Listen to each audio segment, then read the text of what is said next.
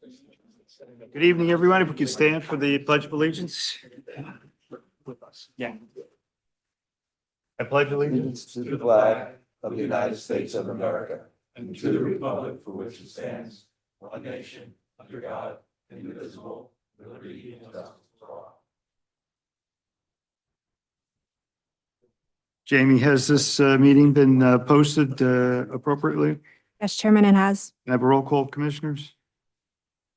Commissioner Davis. DeWise. Fisher. Here. Grillo. Here. Parikh. Rios. Roberts. Here. Scott. Here. And Chairman Zabrowski. Here.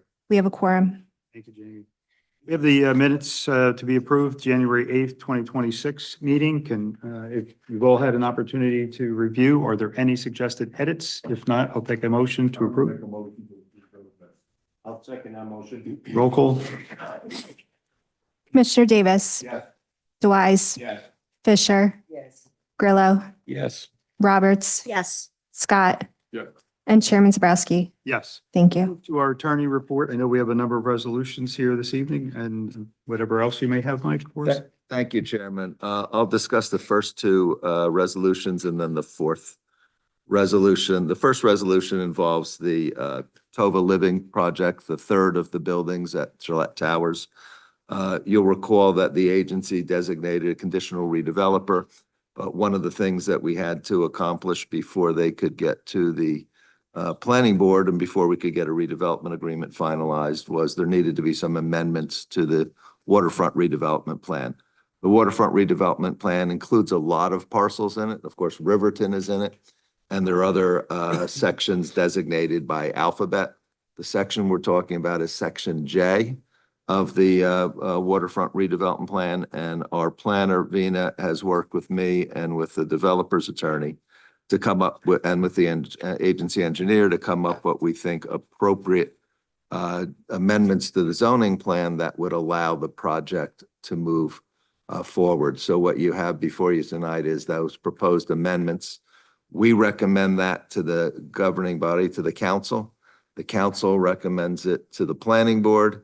It comes back from the planning board, hopefully with, yes, we like it. And then the council adopts it by ordinance. Between now and when that's done, we'll be working with the redevelopers council to finalize the redevelopment agreement. Then after all that's done, they get to the planning board and can move ahead with the project. Some of the things in that this does, for instance, is there's a minimum lot size. The lot size that they want to build that third unit on is currently too small under the ordinance, so we're changing the lot size to allow it. A late addition to it that our engineer wisely suggested was to be sure that the road driveway into the third tower is going to be right in only, not right out, right in only, and that all the exits are going to be down on Kennedy Drive. And you'll see there's a one-page change to the front cover with some red typing in it. Angie engineer recommended that we sort of remind the council and planning board that when it gets to the planning board, they should request a traffic study for the Kennedy Drive intersection. Any questions on that from any commissioners?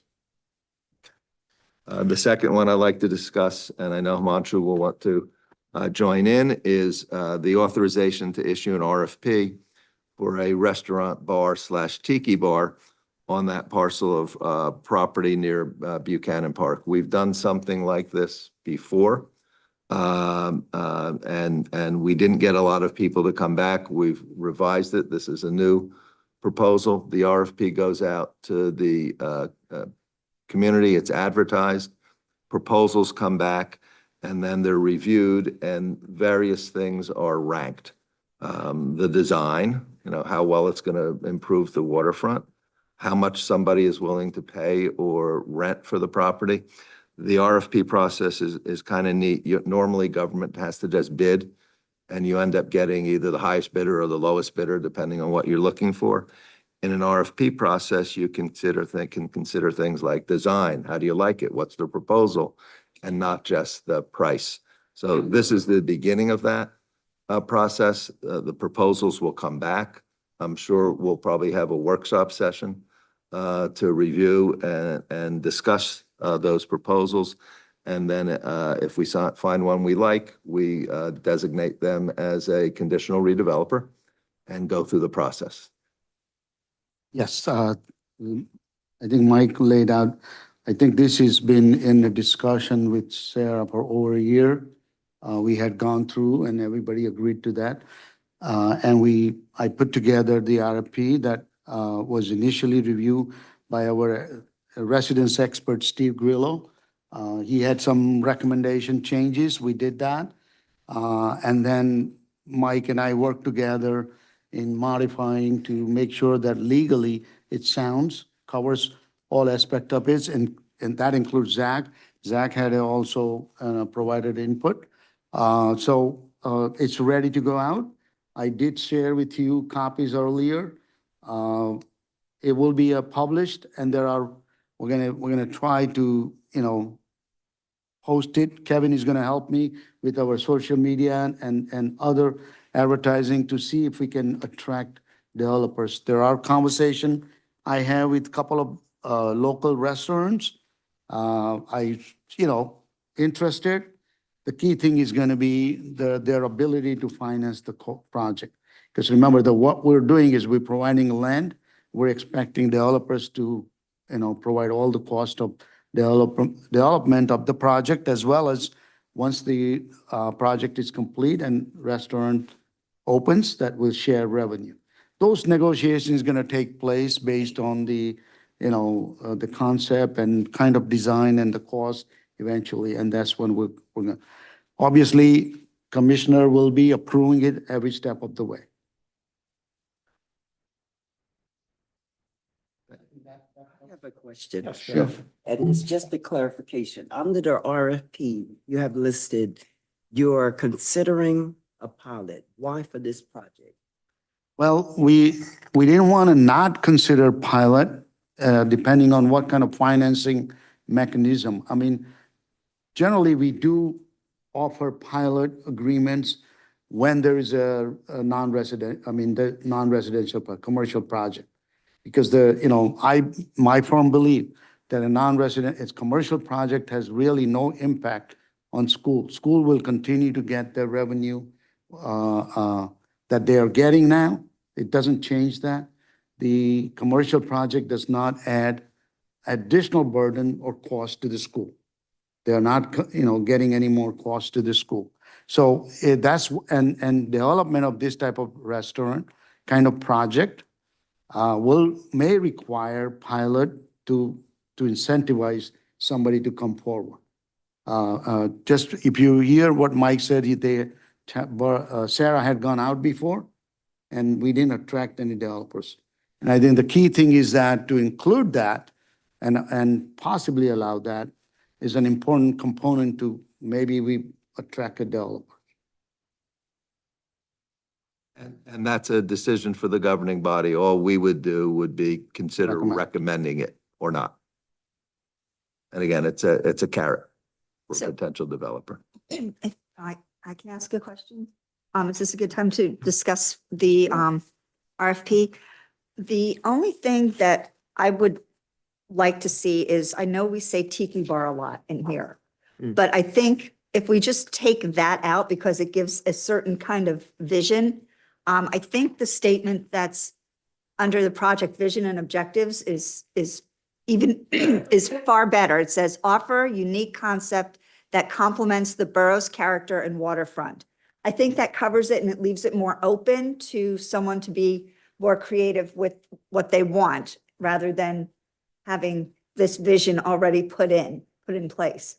Not saying we have to have torches on the corner of the deck. Yes, thank you. Someone might have something more creative that, is more brick-like or more Cerebral-like. I think that statement says it all. Yeah, the reason we keep saying tiki bar is that concept is attractive. It's on a waterfront view. That's where the tiki bar idea comes in.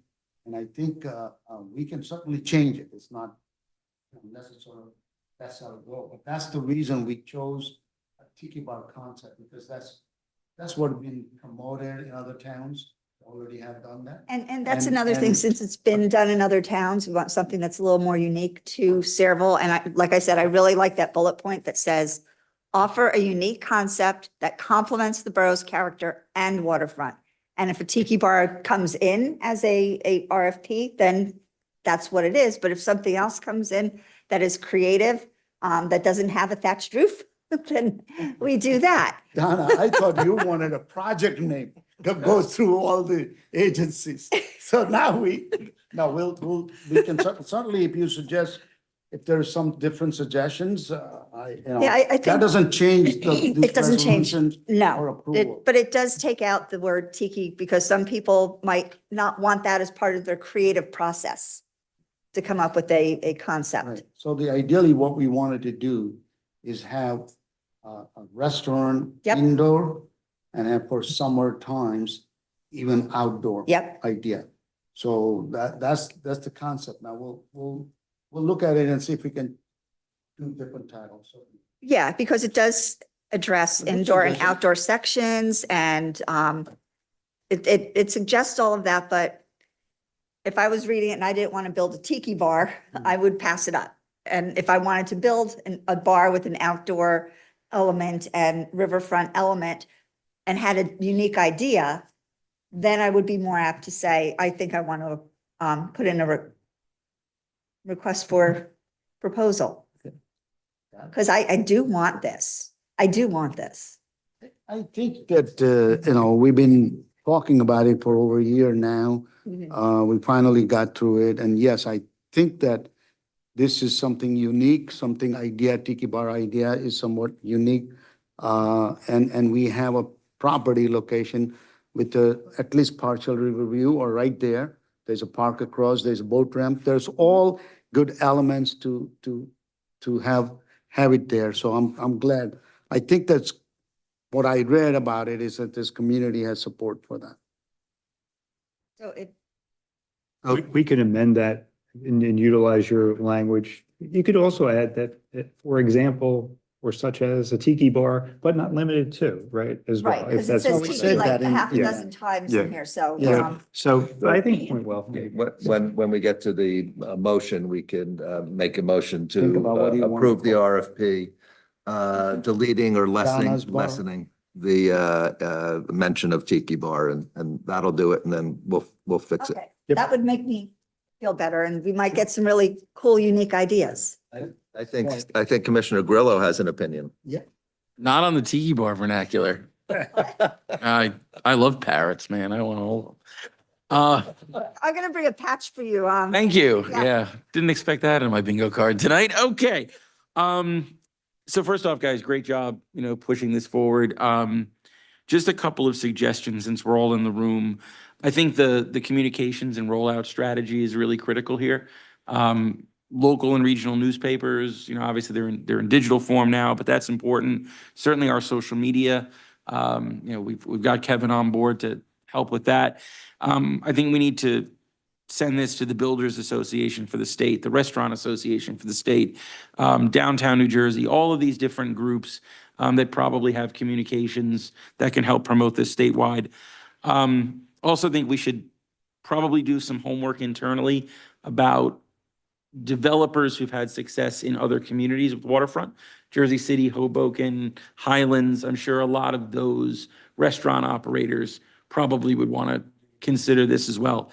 And then just from our side of it, I think you and Zach should probably engage with the NJEDA, the Economic Development Authority, fairly early on so that we know what list of incentives are potentially available for developers so that we can have an intelligent conversation with the developer about what the state will offer them to offset cost, because we are asking them to put up 100%.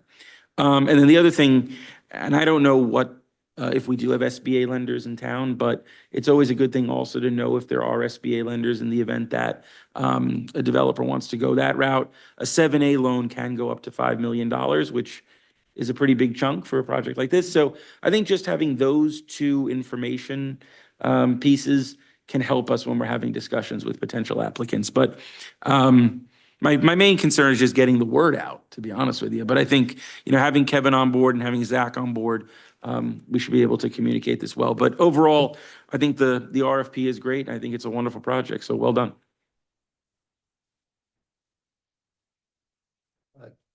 Commissioners, I'm going to skip over 6 because we're going to have a presentation on the proposed energy storage facility, and go to item D. It's a resolution to bring in a small firm with a very narrow area of expertise on tax liens to help us through the process we're going through with the RAB bonds. It's only up to $5,000, and it'll probably take be done in a month. Yeah, thank you. Thanks, Mike. Yeah, it's basically we're hiring an expert in tax laws, tax collection laws, tax lien laws. And I want to make sure there's a component question that came around, and we're trying to make sure that borough is well protected with all this property within that for the taxes.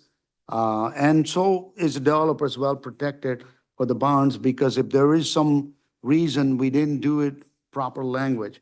And the reason I decided to do this is that I've gone through a situation where the ordinance was created, utility was created, but it wasn't created properly.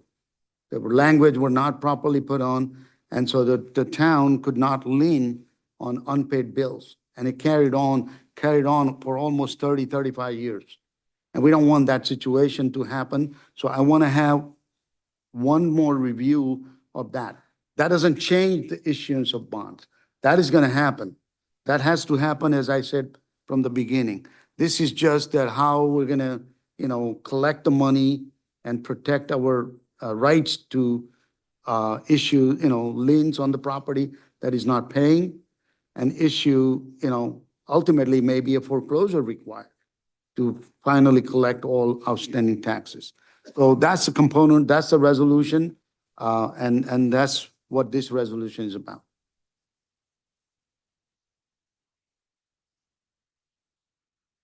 Thank you. Is there any other questions or comments for our attorney?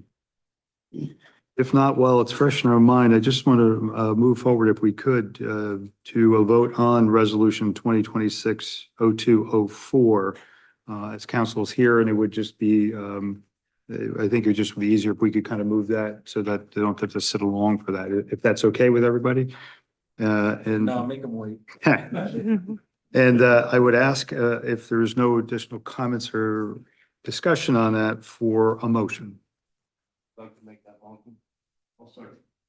Roll call. Commissioner Davis. Yeah. DeWise. Yes. Fisher. Grillo. Yes. Roberts. Abstain? Scott. Yeah. Chairman Zabrowski. Yes. Thank you.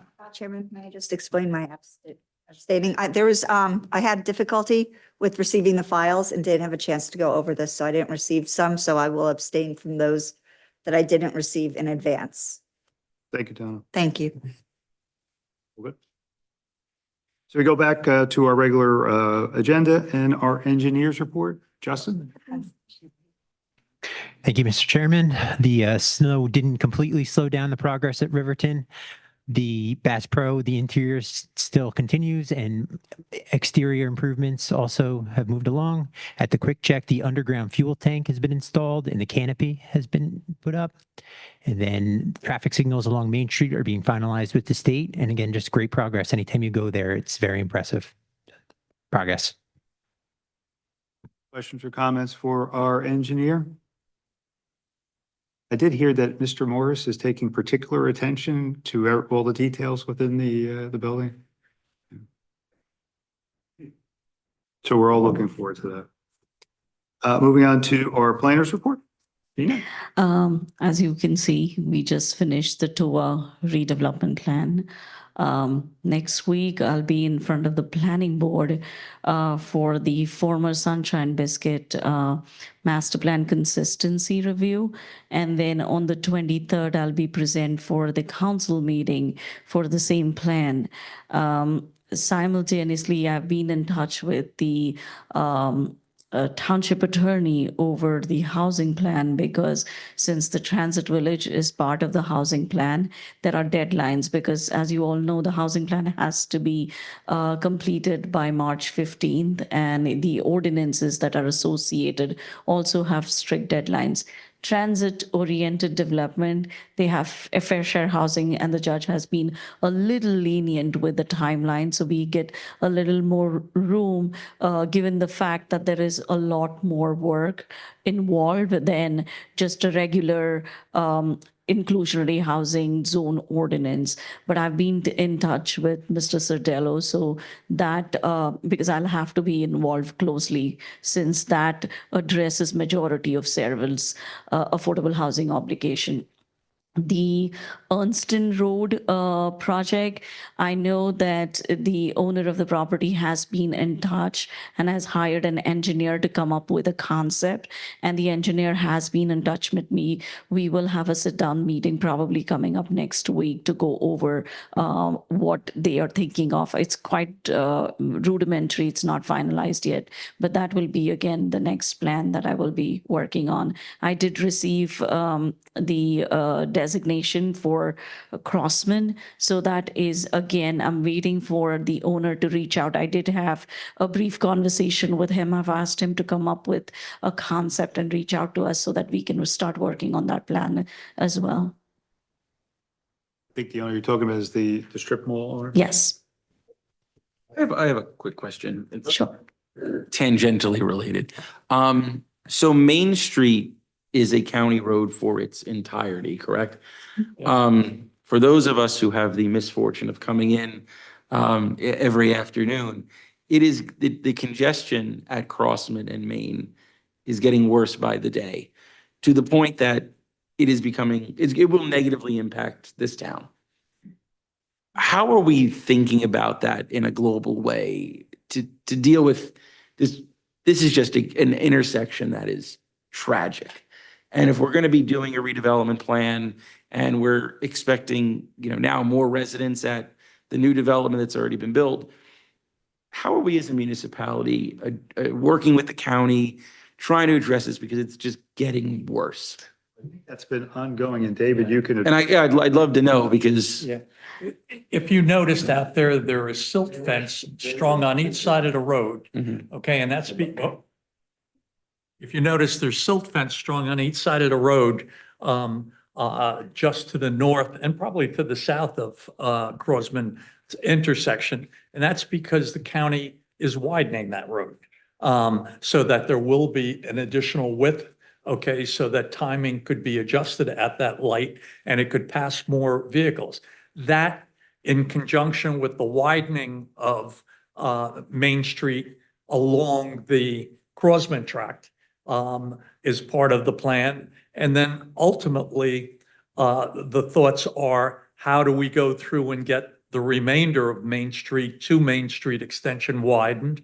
And those are things that we've had discussions with the county on, but we have to go through and get these sections done, because that's what's on the table right now.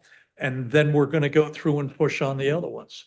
That's something that I've had discussions with Glenn Skarzinski on, so that it's pushed from the town side, and we have to go through and move forward. But we think it's essential that specifically getting out of town in the morning, I think, is worse than sometimes coming in, although it's bad. It's not that bad. I know that it's bad, but if we can speed up the pass-through time at the Crossman intersection by providing more lanes to go through that intersection, it's gonna help. I don't think it's gonna solve the problem until the overall project gets done. But then again, remember, from Main Street, from White Oaks Drive, all the way to MacArthur Avenue, that road is limited width, and there's no other way of going through and widen that without taking property from the property owners. And some of those homes are right on, some of the steps are 5 feet away from the sidewalk. So it would become hard. It fits into the overall plan of going through and having the Main Street bypass go through and provide some relief. But we know that there's other concerns with the Main Street bypass, and one of the biggest ones is funding. Right. is there we got the speed limit reduced on Main Street, right, through your office. Would it be possible to look at that light timing at Crossman and Main and see if maybe during peak periods, it could be timed in favor of the Main Street traffic as opposed to Crossman traffic? It's possible, and I think that is definitely being done in conjunction with that project, because there'll be new signals placed there. To go through and speed it up in advance, it's a possibility we can reach out to the county, see if we can get that, but the big problem is when there's a green light on Crossman, it takes them a long time to get the tractor trailers out. And that causes the delay. Right. Just to back up that, I'm the project manager for that intersection improvement. And the delays were due to the utility poles. I don't know if you noticed, there's all new utility poles along Main Street. That was what took so long. That's finally done. I expect them to be back out there in the spring. And when they're out there, it'll move fast. The traffic poles will go up, and the timing has been optimized for this, taking into account the existing traffic. So once those new poles are up, the timing will be redone. So it should be this spring. Commissioner. And I think we know part of, and David and Justin, I think if the Crossman redevelopment project does come forward, I think the way they're situated, this area, we can get additional land, part of the project development, to expand that section of the road, maybe a 2-lane on both sides, at least to that. It's part of the real redevelopment agreement. We may Well, that's see what we something that can we get. have to look at in conjunction with the widening request that we already put through to the county. But the big problem is going to be, I think we'll get additional lanes so we can speed the timing going through the traffic signal. Okay. But the rest of the road is what we have to focus on. I think the area of Crossman intersection will be widened enough to go through and help the situation that Steve has brought up. But the total relief will be when Main Street is widened. Rosetta? I was gonna comment on what Commissioner Steve said. I don't know if the problem is at Crossman, is Main Street and Main Street Extension, where you get that backup. It's not at Crossman and Main where the I think it's backup both, is. actually. I think it's two separate problems. It is two separate problems. Um, And one problem will be be mitigated by the widening at Crossman and the modification to the signal. But that problem can't happen until that road is widened down there further. And it's interesting because right at the width, right at the intersection, it's wide enough, but it's between the intersection and probably Muzaleski Terrace, where there has to be a transition. And the big problem is all of those properties are right up along the road. I don't want to beat a dead horse, but maybe this is a good technical question that was brought up. So when the redevelopment plan is presented to us with design features, we could in theory ask for a right turn lane for trucks. So that when they turn down Crossman off of Main, they could have a dedicated lane.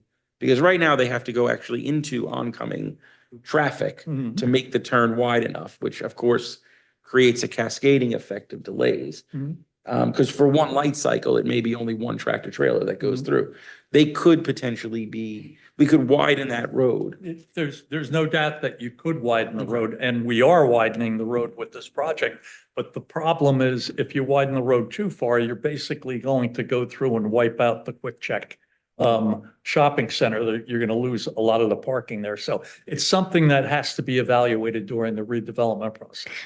Did I Steve, get if that I right, may. Justin? So Steve, if I may, Justin and I have been coordinating on all these redevelopment plans, right? And both of us are in touch with the traffic engineer at the county. So for example, when we were finalizing the former Sunshine Biscuit plan, the county already had its plans for improvements. But then when we were finalizing the plan, Justin reached out to George and we tried to brainstorm with him to come up with optimal solution. So once Crossman, at least we have a concept. I think that's the same pattern we both would follow. We would reach out to George at the county and, explain to them what is being proposed and then have them reevaluate that entire intersection. So probably even the county will have a second bite at the apple once we have all these redevelopment plans come to fruition. Ina, did you have anything else for us? Executive Director's report? I'm going to defer to my able assistant to present the report. All right, thank you, everybody. First item is the redevelopment area bonds that we had a nice presentation on during the workshop. Next month, there's going to be a resolution authorizing the issuance of the first round of RABs for the Riverton project. The Sera administration has had several meetings with SSA and our own bond counsel and feels that the proposed terms are acceptable. If you have any questions, if you would like more information, just let us know. Riverton update, as Justin stated earlier, progress continues at the site. The interior work is continuing at the Bass Pro. Work continues at the Gateway service area. Quick Check has made a ton of progress. You can see the canopy up and all the fuel tanks are buried. The Main Street revitalization that we kind of started on last year, we're going to be picking back up on. The Sera administration is coordinating with Public Works with the borough to identify optimal locations for the trash and recycling receptacles. I spoke with Elise in the recycling department. She has grant funding available for both trash can and the recycling bins. So working with her to make selections, working with Public Works to make sure that they're going to be easily accessible for them to the trash. So I'll be meeting with them throughout the next month or so. The RFP for the Tiki Bar is the fourth point. There's going to be a resolution authorizing the issuance of an RFP for the development of a restaurant, I'll say, and bar on River Road on a property that is already owned by Sera. This project hopes to attract a development partner to revitalize the area and draw more people into the space. It kind of ties into our Main Street revitalization, just bringing more people into the area. The former Hercules site, the Sera administration has received several inquiries from potential developers regarding the former Hercules site. The preliminary discussions have focused on the potential development of data centers or a broader data campus. A key outstanding issue requiring further evaluation is the availability of sufficient power to serve the site. Hercules has agreed to have monthly meetings with the Sera team to give updates on the marketing efforts. Data centers have been recommended as a strong potential use for the site as they generate high wage employment while producing minimal traffic impacts to the town. We've had a meeting. Just today, we had a conversation with the Hercules folks, and they had a kind of February 11th deadline for property, the developers interested in purchasing property to submit their proposal. And what we heard is that there are several developers have expressed interest. We had made sure that they advised them that we're not looking for warehousing project. We're more looking for data center type of development. So that's in work. And if it does get completed, then we'll have that another small bypass road there going from Minnesink Avenue to the Journey Mill Road. So hopefully we get good developers there interested in putting data center. We're going to be meeting with them on 26th, right? Okay. We'll have another update with them. Okay. With Hercules or Ashland. I believe they did say they had several offers in on the property, so they had a lot of interest this past marketing cycle. So hopefully something good will come of it. To that point, dealing with the energy, the agency had a conversation with CHA Solutions to conduct a potential energy feasibility study for the former Hercules site. It would study and assess the availability of power to support a potential data center on the site and outline what a long-term development plan would look like for the property for a campus as a whole. And then the final point is the Jupiter Power. Jupiter Power is still developing their plans for the old JCP&L site to put a battery storage facility in its place. They've been in contact with the borough's emergency services department to give insight into the project and have plans to host public information sessions at the senior center sometime in the near future to give the public an opportunity to ask questions and learn more about this technology. There is a resolution for your consideration on the tonight designating them a conditional redeveloper. And they'll also be giving a presentation. I just want to add some clarification on data center and the power issue. I know that's a concern throughout the entire country about the impact of the power needs or taking power by data center cost, increasing cost, but there are some good news going on. I think from federal government to state government, everybody's passing a regulation that the power needed for data center will be cost generated by the data center builder, provider, users. So that's going to be good. Part of this data center, we're looking at the power center not through, we're hoping that there is going to be a third-party supplier rather than the PJM, the grid supply-based power. There is also now news from federal government to allow build, the power generators within the property. And I believe in it's unique for our Hercules property is that they have a sufficient property to add power generations. And that will not affect the cost or the impact of the power use within the town. Because I think there's a big concern within the town with the JCP&L constant outage that is going on, experienced by the residents of the community. And I think part and parcel to that, we talked about at the last meeting, the cooling that's required on these facilities. I'm not going to take credit for pretending this. I looked this up. Most facilities average 300,000 gallons of water a day. Where is that coming from? So that is something that's a good, there's three components, right? So there's power, huge component. There's fiber that they need, and then water. The power, fiber. So we do have a fiber running along the parkway, I've been told. In fact, if you remember Hercules property, I mean, not Hercules, the Sunshine Biscuit was one slated to be a mini data center because there is a fiber available there. So we have been told that's not an issue.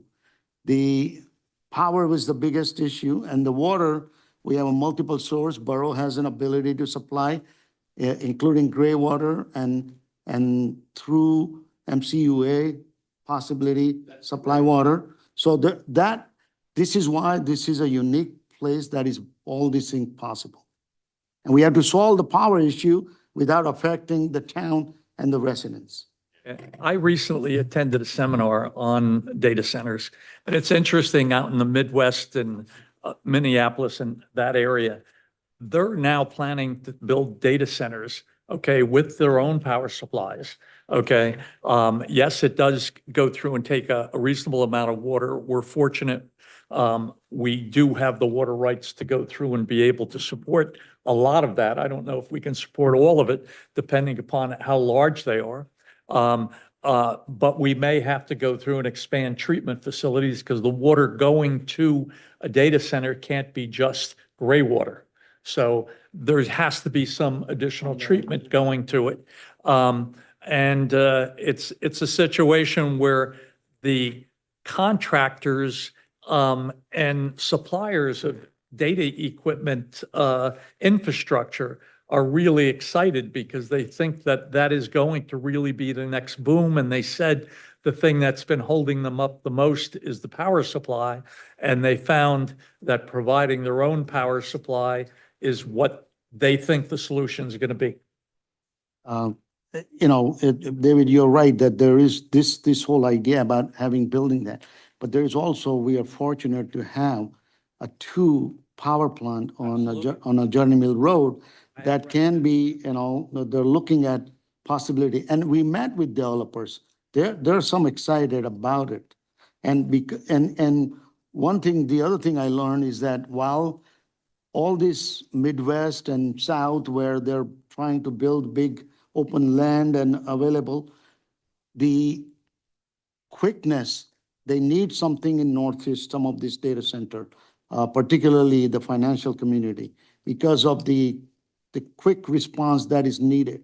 And if they have it in Midwest, it doesn't provide them. So some other type of businesses where there is no financial issue, but all the financial companies wants to have a data center in Northeast, and I think we are in good proximity.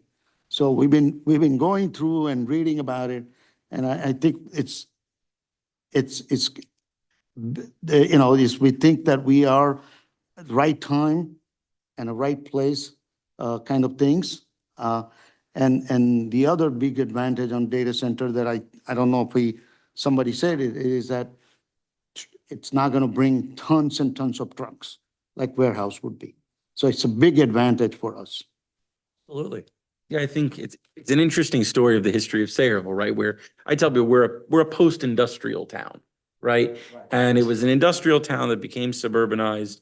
And then we had the era of the power plants and then we had the era of the warehouses. And now that next era is the battery storage and the data centers. And I think it's great for us because we're continuing to stay ahead of the curve, or at least with the curve. So I think it's a natural fit for us.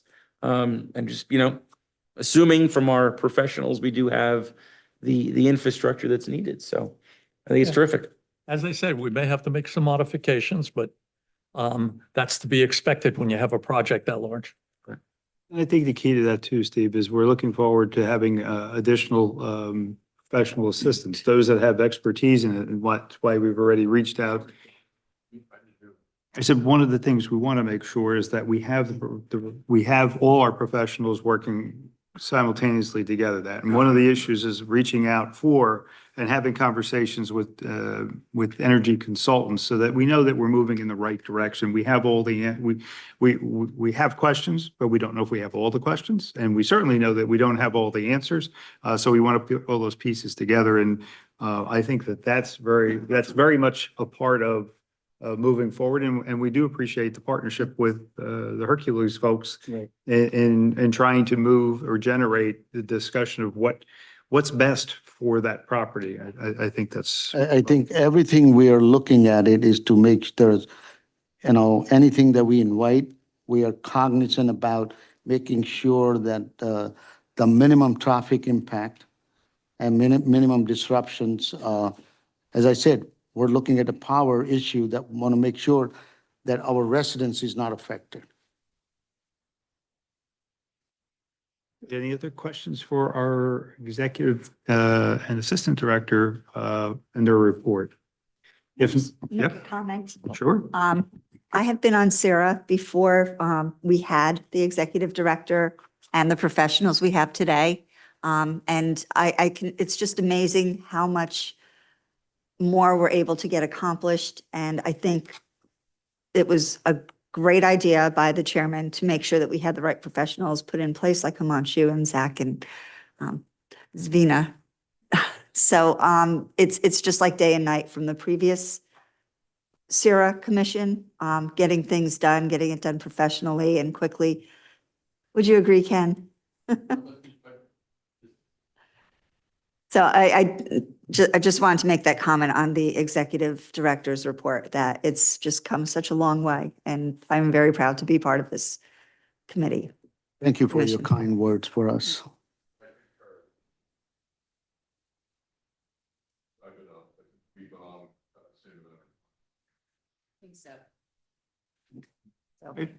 Thank you so much, Donna and Ken as well. We're going to move on, and I'm going to take us out of order again before we go to bills and because we just started the discussion on power, and we do have a presentation this evening on a different resource and source.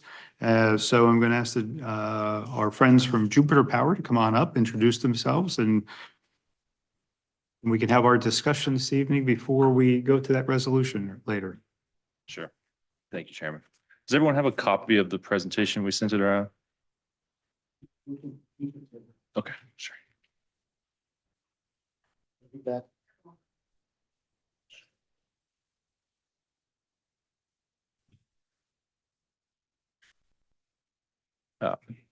Thank you, commissioners, for being here. While she's passing that out, I'll just introduce myself. I'm Dan Watson. I'm a director with Jupiter Power. Been working on this project for a couple of years in the background now, and excited to kind of bring it to the public now and move this process forward. So Jupiter Power, I'll give an introduction of the company, a little history of the site that we're working on, which I'm sure many of you are familiar with.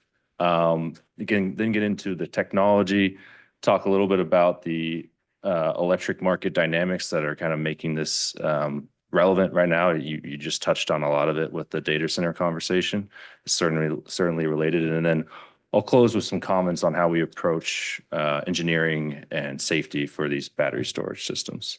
So Jupiter Power, we're based in Austin, Texas. That's our headquarters.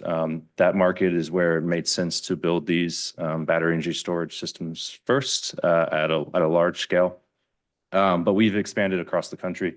So we work pretty much throughout the nation. A lot of our projects are in Texas, but we have operational projects in Michigan, California, projects under construction in the Midwest and Mountain West as well. You might have heard we just got awarded a project in Everett, right across the river from Boston, which is a pretty exciting project. That's a 700 megawatt project, would be the largest that we've done, one of the largest systems in the country. So pretty exciting. We're pretty proud of our fleet that we built, and we really are an operator. So we have a team of maintenance folks, electric traders that sit in our offices in Houston. And we have a remote operations center who monitor these sites 24/7. We really think about these projects from an owner and an operator point of view. So this site, I'm sure many of you are familiar. You can see the old powerhouse structure if you're coming over the parkway. Dan, I don't want to mean to interrupt, but real briefly, what exactly do you do? And because there's a benefit, right? Every other developer comes in and they draw energy. You do something completely different. Yeah. And maybe start with that, and then we can go to the site, if you don't mind. And maybe that's out of order. I don't know, but I think that's the exciting part to be everybody. Yeah. Let's not bury the lead. So battery energy storage systems. If you want to go to, let's see, like the fifth image here, might be the most helpful one. So this is kind of what the systems look like, and here's why we're here. All of those shown on that map, those are all electric transmission lines. You mentioned that there's 2 operating gas plants near the Hercules property. There's another one up where we're proposing on the river. And there used to be a coal-fired powerhouse at that structure. So battery energy storage, we operate on that same transmission system, the electric transmission system. What we do is we charge the batteries basically when demand and stress on the electric grid is at its lowest, and when there's flexibility to serve our load and our power demands.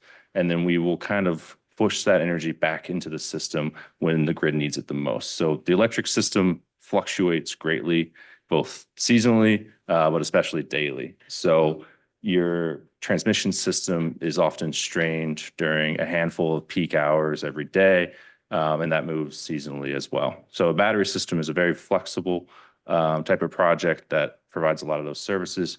We can ramp up from 0 to 100% very quickly, which separates us out from even the fastest startup times for gas-powered generation. And then, of course, we can do that without any associated emissions, which is obviously great as we look at it from a clean energy perspective. So that's what we're trying to do. We don't tie into any specific generator like a solar or wind project or a gas-fired power plant or anything like that. We just operate off of the grid. And yeah, and the project we're proposing, to give you a sense of scale, will be somewhere between 200 to 250 megawatts. That's similar in size to the output of the gas plant that's on the site. I think that's 230. So pretty comparable kind of power output from this facility. And this is what they look like, right? These are prefabricated units. They're manufactured elsewhere, so they come in containers. They look a lot like an ISO container, 20-foot container. So they're when they arrive, they're already built. We're not like messing around with the electric chemistry of the battery on site or anything like that. It's always contained, always sealed, which is an important part of this. So hopefully that's a nice overview of the project. If we want to go quick back, question, if you don't mind. yeah. So I understand how you distribute the electric, but how are you said you draw from the grid. What does that actually mean? So are you purchasing electricity or excess electricity from the grid, storing it, and then redistributing it as the business model? Yeah, that's essentially it. It's charging a battery and You're holding it, you're buying an asset at a certain price, holding it, Yeah. and then selling it at a peak period so that your company makes a profit. Yeah, that's essentially it. I mean, our electric system, since I'm good at it's- this. Yeah, All right. yeah, you nailed it. Look, since its foundation, our system has always been what you might call overbuilt, right? Because we have to build the system for the absolute peak amount of time when everyone's, using their ACs in the middle of July and August, right? Like you have to build the system to meet that. We almost never actually using that much power. And throughout the rest of the year, throughout the overnight period, you're not really there. So battery is kind of solving a little bit of that inefficiency that's inherent in how the electric grid kind of has always been built. So can I follow up question? So does that mean your customer is who you bought the energy from in the first place? So we in this market, which is the PJM, Himanshu mentioned, PJM is the regional grid operator. So they operate from Jersey down to Northern Virginia, all the way out to Illinois, actually. So it's all an interconnected system. And they have a couple different electric trading markets, both for capacity, but also for energy. So when we will buy off of that market. We don't really buy from an individual seller. It's just kind of all done wholesale, right? So when an electron flows onto the grid, you're not really tracking where that's going. So it gets into a lot of the complications of the electric market, but we're not really tied to tied to a specific seller or buyer, really. It all just kind of goes into the marketplace, right? All right, thank you. Yeah, just for a layman's understanding, are you kind of doing what my iPhone does every night when it comes on and says charging delayed till optimized period so that it's pulling the energy at the lowest time of cheapest time of the night? Well, yes, we are. I don't know if that's what the iPhone is doing. iPhone will more try and maintain the battery health, the health of the battery. Car does that. Okay. Yeah, but the car, yes, that's a great example. So we're doing that on a kind of a macro scale. But the iPhone charging is kind of more managing the health of the battery, right? Optimizing how fast and when you want it to be charged right before you wake up, right? Which we certainly do. We have a lot of data coming from our batteries. We're managing them. We want them to, operate for as long as possible. And because it's a marketplace model, there's no potential, or maybe there is, for this to become like a fleet charging station. Like you don't have that capacity, right? This has to, you're holding it to then to put it back into the grid. Yeah, that latter is the model for this project. There are projects that kind of do fleet charging. That is something that is a use case, certainly. It's not what Jupiter Power does. We're operating on the grid. We build large systems, but certainly smaller projects. There's that they do that, certainly. Excuse me, are any of your customers or users data centers or mission critical facilities? We have done some deals with data centers. Obviously they are Market for you though? Certainly is. Market for you? Yeah, now that's not the plan for this project. Yeah, okay. But can't deny we're having those conversations, and You mentioned they're building a lot of these in the Midwest and in Texas, and certainly they are a customer because they need that peak power, and that's when it's the most expensive and when it's the least reliable too. In a data center, it's very hard for them to switch off, right? They need to constantly be available. A battery can make sure that they have that service and kind of uninterruptible service. But again, that's not what we're proposing for this project. Yeah. Well, I see you've got individual units separated together. That's how they come. That's also safety issue. Yeah. When you talk about thermal acceleration or thermal runaway, is that an issue you faced or how do you deal with that? Yeah. So I was going to get to that at the end here. It's no, it's. Let's get back to the. Well, let me go talk about a little bit about the site, and then we'll skip to the safety, because that is a very important part of the conversation. I won't deny. So yeah, slide 3. So you probably know this site. This is old coal-fired power plant, retired in the mid-90s, I want to say. The structure is still largely up. They have started some of the demolition process. So we have a agreement with the owner that's remediating the site, demoing the site. We'll take title to that once all that work is complete, hopefully sooner rather than later. And then we would start our build process. So you can see in the top left that JCP&L still operates a very active substation at 2 different voltage levels, actually. And that's where we're going to tie in. And that's how we tie into the larger system that, again, stretches all the way to Illinois. So that's why we chose this property. If you go to the next page, you kind of see just the layout. We'll certainly get into this more as we go through the planning board process. But as you saw in the other images, this is Connex boxes essentially hooked up in a series in an array, tied into a new project substation, which we will build, and then that'll run overhead into that JCP&L substation.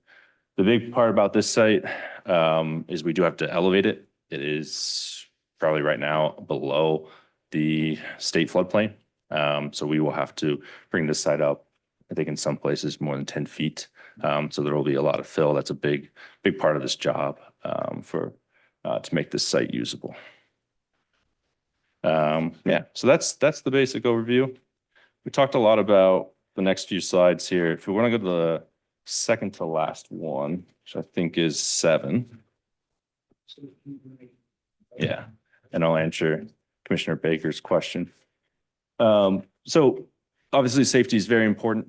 Jupiter Power, we have I think an excellent track record as an owner operator of our projects without major safety incidents. And that really involves is an outcome of a lot of pre-construction risk assessments that we do, work with our vendors who provide the actual battery units and testing of those units. So you mentioned thermal runaway, right? That's the main risk when you have a battery. All of our systems go through pretty sophisticated testing, unlike some other use cases like e-mobility, like e-scooters, which don't have standards. We have very stringent standards that these large systems have to comply with. The big one there is that we actually have to ignite a cell, a module, and an actual whole container and see how they perform and make sure that it doesn't spread. So every unit that's brought into the US and installed in the US now has to show that if you had a fire, if you purposely created a fire, it wouldn't spread, right? And that's the whole idea with one of these systems, is why we build them outdoor. 5 years ago, some people would build these projects in a big warehouse, right? Not the way we do it. Jupiter's never built one of those systems. We were ahead of our time not doing that. But that's kind of the standard now. And the whole idea is if there's going to be an incident, which is exceedingly rare, the rate of fires is going down and down and down as we've learned how to build these things safely. But if there is something, then it's going to be limited to a single unit. And that's really our MO and how we design those. The most important thing for us, though, is first responder safety, right? Last March, when we first started talking to the borough about this project, we did a basic classroom training session. We brought in Fire and Risk Alliance, who's our safety consultant. There's some ex-FDNY chiefs and technical experts. We brought them in, did a training with Saraville Fire Chiefs with Middlesex County. I think we had like 30, 40 emergency responders come to that event, talk for a couple hours. I think it went great. But that's just the first in a series of trainings that we'll do to make sure that when first responders get an alert about the site, they arrive to the site, they know what's going on, they know how to safely manage it, and what to do. So that'll happen when we, during the development process, we'll continue those trainings. When we build the project, we'll do an on-site walkthrough. And then we try and make sure that we do a yearly training after the site is built. So as new emergency responders, new people, get onboarded, they know exactly what they're dealing with too. Are these facilities built with a scalability concept in mind? Do you go into it and say we need X amount of batteries to generate X amount of power, but in 5 years we want to extend by X percentage? I'm just curious how you develop your land use plan. Yeah, it's a good question. Most of our projects, we do have the ability to expand. Again, building them the way they are with these kind of containers, you can come in and retrofit and add more in.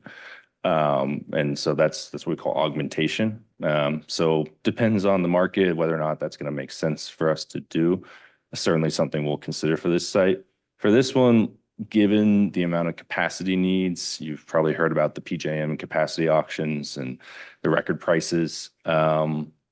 We're probably going to build as much capacity up front as we can with a pretty minimal later on augmentation plan, just because there's a dire need for capacity right now in this market. I do have two questions. The first one is about the training for the first responders. Is there any kind of special equipment that they would need to respond to any emergency? No. This everything that you would need for one of these is pretty typical. We don't have any special, fire retardants that we recommend or anything like that. It's pretty much everything that they would have. And again, that's part of the conversation though. If the fire chief felt that they needed something, Jupiter Power, we have done, agreements where we'll contribute to buying equipment and stuff like that if that's determined. At the end of the day, it's not our call to make. We can make recommendations and we bring in it's not me making the recommendation. It's our fire safety experts who come in and make the recommendations, but it's gotta be the fire chief, probably Middlesex County and others involved in actually making the decision on that. Yeah. And my other question has to do with the actual plan, the picture of the batteries that you have. It's all very flat, right? It's all single level. Does it ever go on top of each other? And I don't know if that's the same question with scalability that was asked, but Yeah. height wise. Yeah, there are proposals to do that. You can do open air steel structures to maintain. You want to keep them open air. You don't want to build them in a building, but there's proposals like that certainly. Again, for this site, this is just going to be one level. Just one level. yeah. Okay. Just want to keep that in mind because the higher you go up, the more it impacts the landscaping. Sure. Yeah. And you're already going up 10 feet. Yeah. Keep in mind, there's always zoning requirements and they're still gonna have to go through site plan approval through the planning board. So there'll be opportunities for conditions to be set, particularly for height. Okay, yeah, and I just wanted to make that clear because it's very flat. And if you go down one part of Bordentown Avenue where Old Bridge has all of those trailers lined up to the sky. Mr. Chairman, after the developer posts his escrow fees and we start doing the review, we'll be having different meetings with them to go through and review all the aspects of the site. So as soon as that happens, give us a yell so that we can go through and meet with you and your engineer, talk about the specific layout. Yeah, We want absolutely. to understand it fully so that we can make our recommendations to the agency. Absolutely. Yeah, so I think David's point is well, just to understand that they are being designated as a conditional redevelopers. They're not the final redevelopment is after engineering review. We and legal reviews and all of those things, planning reviews. No, more importantly, there has to be, it's part of our area investigation study. We already So- did that. That area is designated. Correct. It's an So- area that is designated, so there will be a plan that will be in place even before they go to the planning board and there's a formal review. So there'll be multiple level of reviews. When I write the redevelopment plan, Justin and I will go over the bulk standards. That becomes the zoning ordinance for that site. And then when it goes to the planning board, there'll be again an in-depth review. Mr. Chairman. Besides that, David, my understanding it's we have discussion that in March at the senior center, there is going to be a community presentation that Dan is working on. And so there's going to be a community and bring community together so they understand the project. It's a unique project. This is something new. And so we're going to make sure that public has all the input. And it goes through a thoroughly, just like any project. It will go to the review, engineering review, planning review, as part of creating plan. And ultimately then, once we designate them as a redeveloper, then it will go to all the planning board, council, and all of those review. This is, I think our process is now starting to work. Everybody understands that, and it's working process. I think the point is that we have to go through and do all the things that Vina mentioned. We really got to get this thing worked out to the point where it's what Sera really wants to recommend for the borough before we enter into a redevelopment agreement. Correct. Work to do. So that's why it's important to have the meetings, talk about all the technical aspects and go from there. Because in this initial review, it's only a kind of concept. We didn't jump into this fully yet, is what I'm saying. We're not. Now that process is going to start up to today. And that's why resolution 2026.02.06 says conditional redeveloper, correct? I think, Multiple conditions. right, I think it's important that not only we as the commissioners, but the public understand that. And just one last question. I do a lot of industrial work in New York City, and battery storage is a hot topic. And I imagine that the fire question is going to be the same one here. But from my perspective, this is pretty ideal geographically, right? I mean, there's no residence nearby. The fire could be contained fairly easily. We in Sera will actually kind of have a competitive advantage compared to a lot of other places in the region. Is that accurate? Yeah, I think it's an ideal property for it. Like you mentioned, the surroundings are great. The power infrastructure that's there is perfect. I just wish it was 10 feet higher because that's going to be expensive. But it costs you some money, isn't it? Yeah, Yeah. If it was 10 foot higher, it would probably be developed to something. that's true. That's true. Yeah. We'd find a way to put affordable housing on it. On that point of raising it up, you have two of the best experts on the East Coast in the room on how to raise that site up, how to get the soil in. The distinguished bald man behind you. Mike, please. Raised up As opposed to the distinguished bald man in front of you, Michael Baker.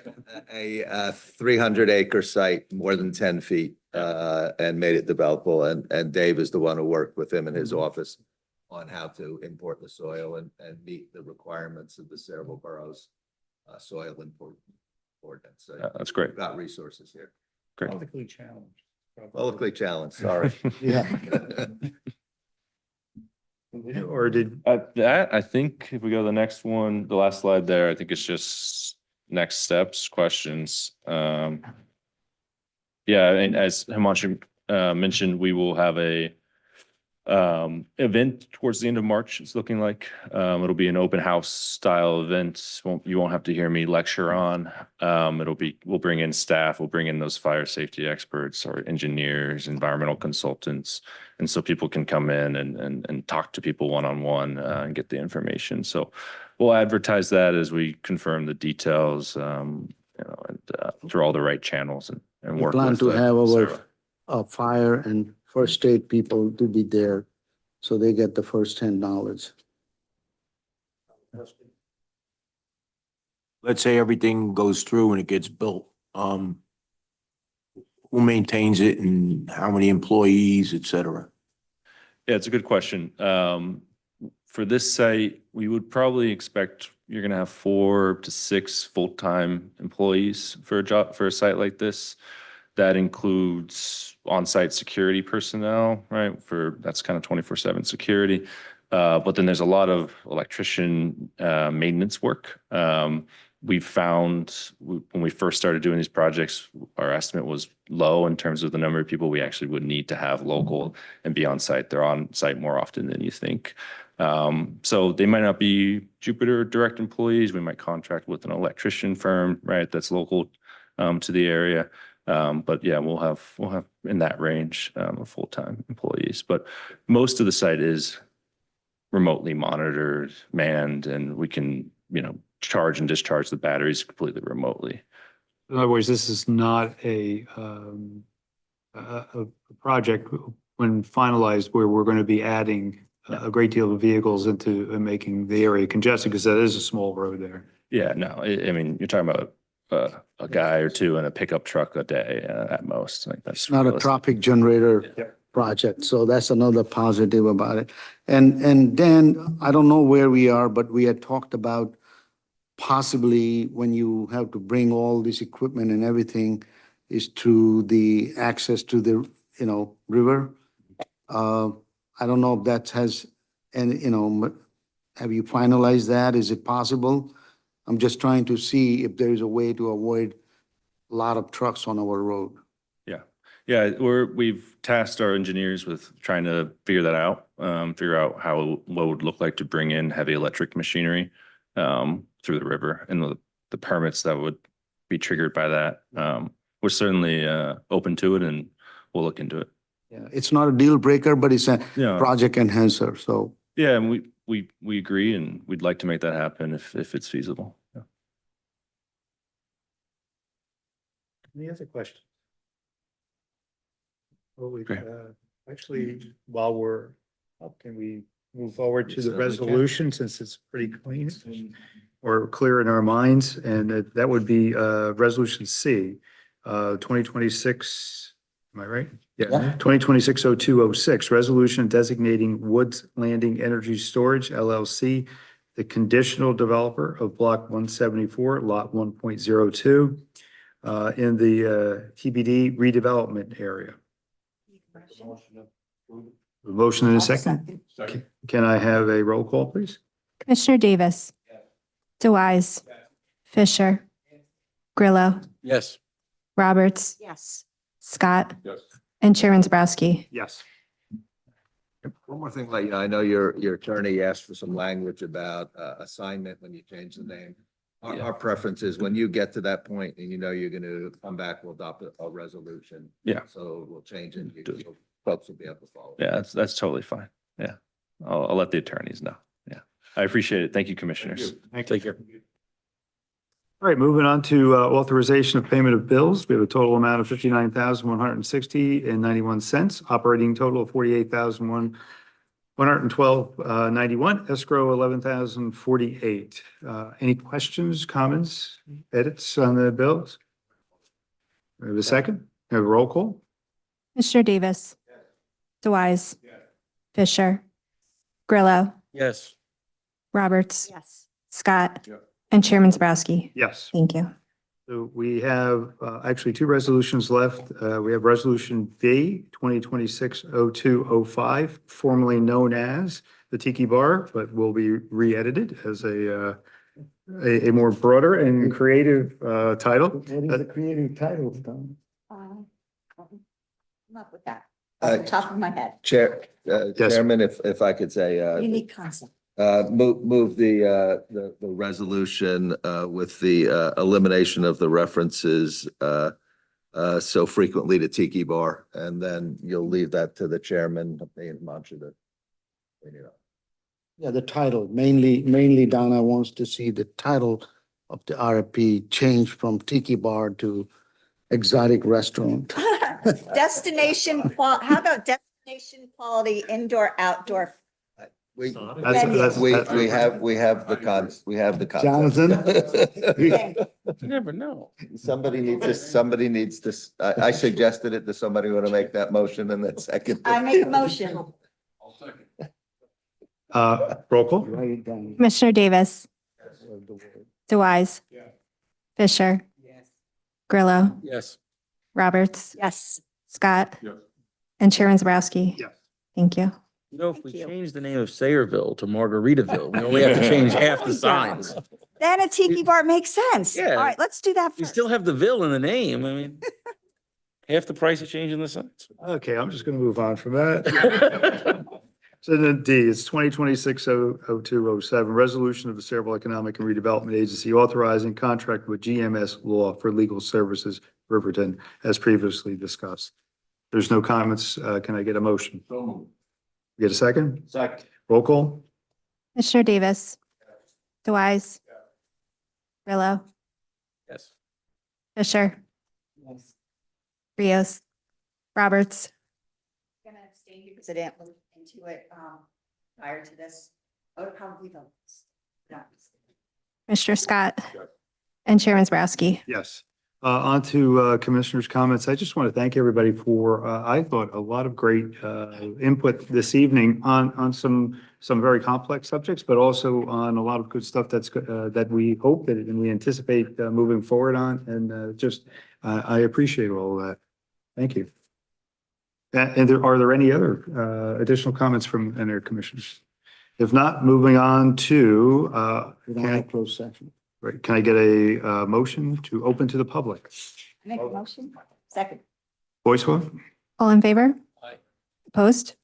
To help keep this meeting as organized as possible, we ask members of the public to approach, state your name, and strive to limit your comments to 5 minutes. All comments this evening should refer to the redevelopment and agenda items per NJSA 10-4-12A and the Saraville Economic and Redevelopment Agency's rules. In the event a member of the public has questions they seek answers to, an appointment can be made during regular business hours with the agency's office. Thank you. Oh, I'm going to open it to the public. Anybody from the public like to speak this evening? Before I do close it, we do have Kevin from Riverton. I don't know if you want to make any comments, but you're welcome to. And we have our Kevin from our social media, and we certainly want to hear from you tonight if you have anything. So I open up to both. Good evening, commissioners and chairman, professionals. It's good to be back. I've been working with Himashu over the past month to put together 2 new episodes of the Sera Spotlights. It's kind of something that we've been working on over the last year, which is getting videos of each commissioner, kind of making them shorter than what we've done last time, making it more concise, making the message to the residents of Saraville understand that, hi, I'm so-and-so. I've lived in Saraville for this long, and over the last year, we've accomplished this, and I'm excited to continue the growth of what we're doing. And then we're going to work on another one with the staff, Himashu, myself, Zach. I don't know if Wayne knows, and I know Jamie knows, but you'll be featured as well. So we'll be doing those as well. Those are the upcoming episodes of the Sera Spotlight. And conclude with all our professionals. We'll introduce them. Absolutely. Oh, you're going to be on there again, so. Where am I? Sorry, I had everything written down. There's also, as Himashu said, upcoming communication efforts regarding the bar/restaurant RFP. We'll be working on that, and maybe if it actually gets nice and snow melts, we'll do something down at the actual site. We'll do an on-location episode of the Sera Spotlight. This way we can kind of maybe attract businesses by actually showing them the location of what it looks like through a video instead of pictures. Social media growth goals for the upcoming year. I'll say this, the performance from January 15th till today, there's been 173 total views, 76 individual viewers. Over 83% of those people have been from Saraville. And obviously you want to keep increasing the Facebook followers and expand our presence on Instagram. That's kind of something that I've been looking into, more of the data that Facebook is able to provide us with. My goal for the upcoming months is to post more consistently, to take the director's report that is given every meeting and kind of turn that into different posts, making the public aware of what's going on. And then also work with Apogee, who manages or hosts our website. ThrillShare is the program we use to build out the website. There's an analytics side of that as well, to look into those numbers to try to drive more people to our website. That's all the exciting stuff that I have to report on. I know it's usually longer than I am, but if anyone has any questions, can let me know. Thank you. I have a question. Do we give any kind of budget to push some of the media? Is it just a passive or do So we have? everything is passive. We haven't, there is no current budget to boost social media posts. Okay, thank you. And I can look at posts and break down, who's looked at them. And if we do decide to boost them, we can send out where they go. Donna, one of the problem, any of these boost posts requires use of credit card. Yeah. We're not allowed to have credit card. So that puts in, we have been try communicating with the borough staff. They have a P card, they call it, which we could use, but we haven't been able to establish that. So unfortunately, we haven't taken it. But I think your point is well taken for something like exotic restaurant. Formerly known as Tiki It would Bar. be a good idea to boost post through social media, different platform, but we'll look into that. Okay, thank you. Any other questions? All right. Have a good night. Kevin? I didn't want to put you on the spot, but you spent the entire night here, Kevin, so I thought maybe. Thank you, Mr. Chairman. It's a pleasure to be here. I'm not here as frequently as I was when I first came in 2017 and 18 and 19, as we were kind of getting this thing reimagined at Riverton, and it became Riverton. It was branded otherwise previously. And I just wanted to make a few comments and maybe a few reactions to what I heard tonight, and happy to answer any questions that you all may have while I'm here. First of all, thank you for considering this bond, the RAB bond process. As Dave Samuel said, and Mike Baker knows, and Matt Jessup, who was here, we started this many years ago. And so this is just a culmination of a long process that really contemplated what we're going through tonight and for the next month. I just wanted to point out a few things. Some of you who weren't around at that time, you may not be familiar with some of the things that these bonds will be used to pay for. There were a few references earlier to some of the project infrastructure, but there are community benefits for Sayreville and the Middlesex County that will come out of this as well. And I just wanted to make sure that we have we have those in mind as we think through this vote. $2.5 million for emergency services, equipment, and facilities here in the borough. $1.25 million to contribute to a community center in the borough. A waterfront promenade, an improved waterfront multi-use path, Heroes Walk along the water. Municipal offices, temporary municipal offices to support the ongoing development and permit review. Those are just a few. And to clarify that these bonds won't be used to pay for all of the utility infrastructure for the project. There's specific components of the utility systems that will be the beneficiary of these bonds, but the redevelopers spending hundreds of millions of dollars for utilities out there that won't be part of this bonding program. And I just wanted to, I wanted to address something Dave Samuel mentioned. And in passing, he said that we provided the land for the redevelopment. And I just want to clarify that the land wasn't free. The borough didn't give the redeveloper the land, because there were some misconceptions about that. I just want to make sure that everyone understands that the purchase price for the land was $80 million, plus assumption of the remediation of the upland, which is about $150 million proposition. So there's a substantial investment in the land itself.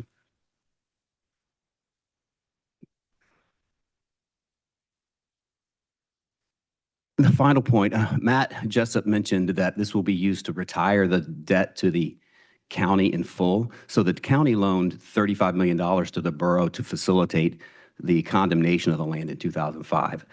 That amount has been paid down over time with proceeds from the prior land sales, benefits to the county that came out of the process, such as the waterfront easement where the Heroes Walk will be built, Parcel A, which is the parcel east of the 35 bridge, that was deeded to the county and the state for permanent green space. So all of these things have already been done under the program. So this is really paying the last piece of that debt that didn't get otherwise satisfied. Whether we can repay that amount in full with this bond is really going to be determined by the market price of the bond. The affiliate of the redeveloper who will be buying the bond has to buy it at a market price for their own internal controls. And so we have some things to work out in the documents that relate to the market price of the bond based on the rates and the amount of revenue available. So those are some of the things we'll be working through over the next few weeks to get ready for the March meeting. But just wanted to clarify a few points there, but mostly just to thank you. Thank you all for your support. I reinforce what Commissioner Roberts said, which is this is a very efficient meeting, and I'm sorry to drag on here at the end, but happy to address anything you want to hear from us as a project team. Good to see you back. Thank you. Appreciate it. Feeling good as well. No. Is anybody else? Anybody else from the public like to speak? Anybody from the public? Can I get a motion to close public portion? Thank you. Second. All in favor? Aye. Opposed? There is no executive session this evening, so at this point, a motion for adjournment is in order. I'll second. All in favor? Aye. Opposed? Have a good night, everyone. Thank you, everybody. Thank you. It was a good meeting.